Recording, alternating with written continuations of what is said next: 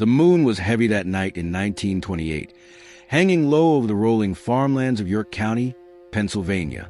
The hills, quiet and cold, seemed to whisper secrets only the wind could understand.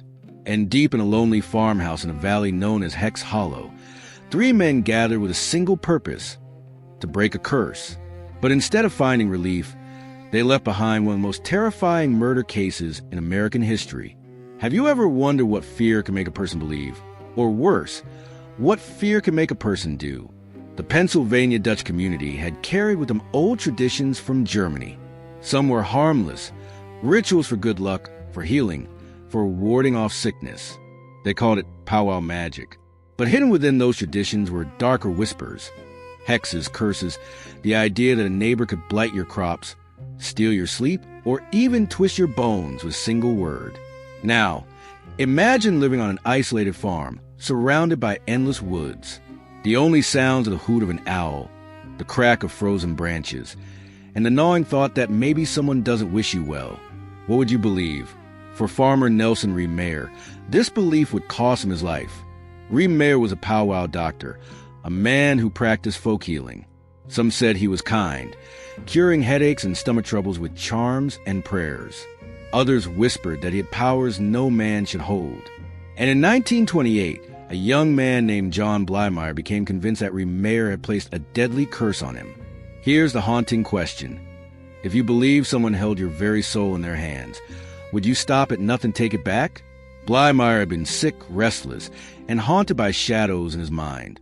The harder he prayed, the worse his luck became. He lost his job. His wife left him. And in the quiet loneliness of his own thoughts, he was certain it wasn't chance. It was witchcraft. Locals say a fortune teller confirmed it, whispering Rehmeyer's name as the one who hexed him. The scene is easy to picture. A man trembling, clutching his hat, staring at the flickering lamplight as a stranger tells him his neighbor holds his fate. Can you feel the weight of that moment? Together with 2 companions, Wilbert Hess and John Curry, Blymire set out to confront Rehmeyer. Their plan wasn't just to ask for relief. They wanted to break the curse. Folklore said if he could find a witch's spell book and burn it, their power would die with the smoke. On the cold night of November 27th, they walked through the darkness toward Rehmeyer's lonely farmhouse in Hex Hollow. The air was sharp, the fields silver with frost, and every step carried a sound of desperation. What would you have felt stepping onto that porch, the wood creaking under your boots? Rehmeyer, unaware of the storm about to break, welcomed them in. He spoke plainly, like a man with nothing to hide. But when the men searched his home and couldn't find a spell book, fear turned to fury. In the struggle that followed, Nelson Rehmeyer was beaten, strangled, and left lifeless on his own floor. They tried to set the house on fire to cover their tracks, but the flames refused to spread.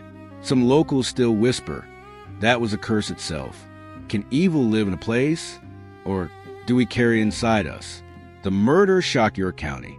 Neighbors who had lived side by side for generations now whispered about witchcraft as if it were alive in the soil. Reporters from across the nation swarmed into the hollow, painting it as a land haunted by superstition. Hex Hollow, they called it, and soon the name stuck, carrying with it an aura of dread. Imagine the headlines spread across America. Witchcraft murder in Pennsylvania. For many, it was a glimpse into a world they thought belonged to old Europe, not quiet American farmlands. Doesn't it make you wonder how fragile the line is between belief and madness? The trial became a spectacle. Blymire and his companions sat before the jury, their faces pale, their words trembling as they explained how they were cursed. The courtroom filled with gasps and murmurs. How could such ideas still have power in modern times? Yet, there they were, grown men admitting they believed in hexes strong enough to kill. In that wooden courtroom, the gavel striking, the weight of history pressing down, it felt less like a trial of 3 men and more like a trial of belief itself. What do you think was really on trial, murder or superstition? Blymire and Hess were sentenced to life in prison. Curry, who was just a boy, was given a lighter sentence. But Hex Hollow never shook its reputation. The house where Rehmeyer died stood for decades, sagging and shadowed, until fire finally consumed it years later. Some say it burned because the land itself was tired of remembering. Others claim it was the curse, still alive, finishing what it had started. Have you ever stood in a place where the air felt heavy, like the past was still breathing against your neck? To this day, Hex Hollow is remembered as more than just a crime scene. It's a reminder of how fear can twist the heart, how old beliefs can survive even in the light of the modern world. The locals still tell stories of strange happenings in the valley, of figures moving at dusk, of whispers riding on the wind. And perhaps the greatest mystery is this: did Nelson Rehmeyer truly cast a curse, or was he only cursed a terror that lived in the minds of his neighbors? When you think about it, maybe the scariest thing isn't witchcraft at all. It's what human beings are willing to believe. The Hex Hollow murders remain one of Pennsylvania's darkest legends, captured in whispers, books, and late-night campfire tales. A story of fear, superstition, and the chilling cost of belief. And as you close your eyes tonight, remember, the line between folklore and reality is sometimes thinner than shadow.